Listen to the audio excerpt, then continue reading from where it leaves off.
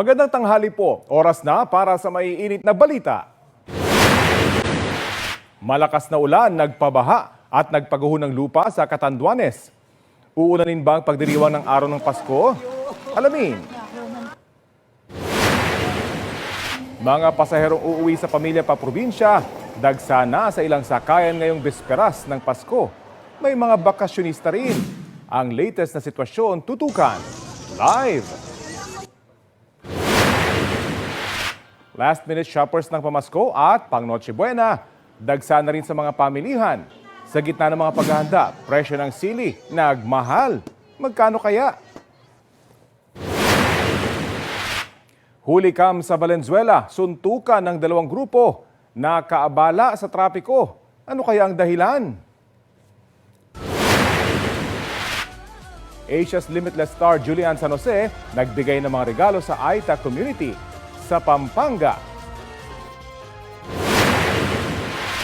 At ano ang pinakahihintay mo sa pagsalubong sa Pasko? I-comment na yan sa Balitang Hali Facebook page at baka mabasa namin ang sabi mo.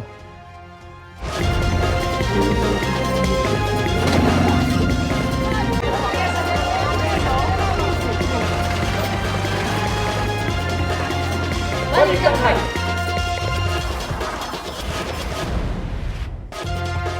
Ngayong bisperas ng Pasko, nakatutok ang GMA Integrated News sa sitwasyon sa iba't ibang panig ng bansa. Latest sa Ninoy Aquino International Airport, ihahatid ni Ian Cruz. Nasa Parañaque Integrated Terminal Exchange naman si JP Soriano. Tututukan ni Bernadette Reyes ang mga nagla-last minute shopping sa Quezon City.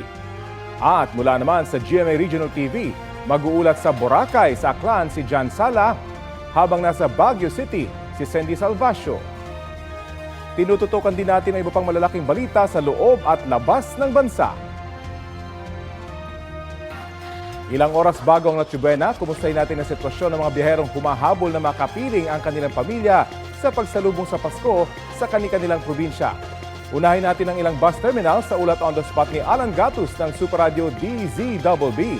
Alan?